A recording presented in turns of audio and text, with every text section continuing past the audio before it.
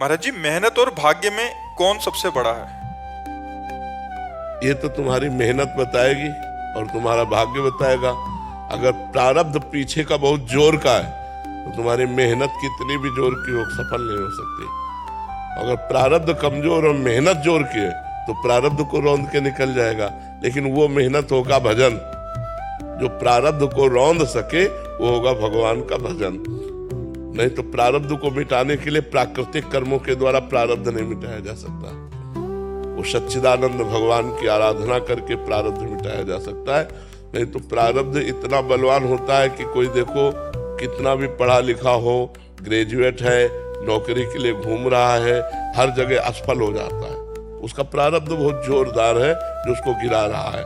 एक आदमी है कि मंद बुद्धि का है, कोई प्रयास नहीं है, लेकिन उसका प्रारब्ध बहुत जोरदार है। वो प्रारब्ध का अच्छा प्रारब्ध है तो उसका भोग कर रहा है। इस समय वो गलत चल रहा है लेकिन उसकी उन्नति हो रही क्योंकि उसका प्रारब्ध पुण्य जोरदार है और वो बहुत अच्छा चल रहा है, धर्म से चल रहा है, लेकिन उसका प्रारब्ध गिरा हुआ है तो उसको बार बार गिरा देता है। तो ऐसे प्रारब्ध को कंट्रोल करने के लिए तपस्या साधना, इसके सिवा नहीं हो सकता। अगर हम भगवान के लिए अपना जीवन अर्पित करके नाम जप करें तो प्रारब्ध बदल सकता है, या प्रारब्ध रहते हुए भी हम उन्नति को प्राप्त हो सकते हैं। प्रारब्ध अपना प्रभाव दिखाता रहेगा। जैसे दोनों किडनी फेल है लेकिन हमें आनंद है क्योंकि हम भगवान की शरण में हैं, भगवान का नाम जप करते हैं तो हमें कोई इसकी चिंता नहीं। तो हमारी जो आर्थिक व्यवस्था चाहिए वो भी हो रही है, जो परमार्थिक चाहिए वो भी हो रही, तो हमें कोई चिंता नहीं है।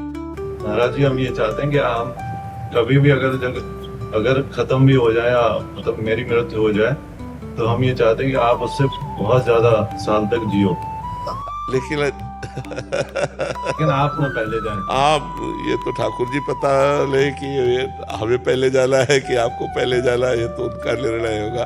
इस पे आपकी सद्भावना है पर इस पर फाइनल नहीं कहा जा सकता। सुनो भरत भावी प्रबल, भावी माने वही प्रारब्ध। सुनो भरत भावी प्रबल, बिलख कहो मुनिनाथ, हानि लाभ जीवन मरण जस अपजस विधि हाथ, ये उनके हाथ में है कि वो कब कहाँ किसका कैसा। पर हमें लगता है कि आप बहुत पवित्र हृदय के हैं। जो इस समय लाभ लेना उसे ले लो, जो उपदेश सुन रहे हो उसके अनुसार अपने आचरण बनाओ और नाम जप करो और निकल चलो इस असत संसार से भगवान के चरणों की तरफ बढ़ो आगे ना। हाँ, संत संग का यही फल है कि संसार का असत संग त्याग करके भगवान की प्राप्ति कर ली जाए। साधु समागम का यही फल है कि हमें भगवान प्यारे लगने लगे, उनका नाम प्रिय लगने लगे, गंदे आचरणों से घृणा होने लगे तो समझो संत समागम हुआ है। तो बड़ा सुंदर भाव आपका है, इस भाव का लाभ लो, भगवान का नाम जप करो और जीवन को पवित्र बना लो। जीवन को अपवित्र ना होने पावे, कलंकित ना होने पावे, कोई ऐसे गंदे कार्य न हो जिससे खुद जलो और अपने प्रियजनों को जलना पड़े।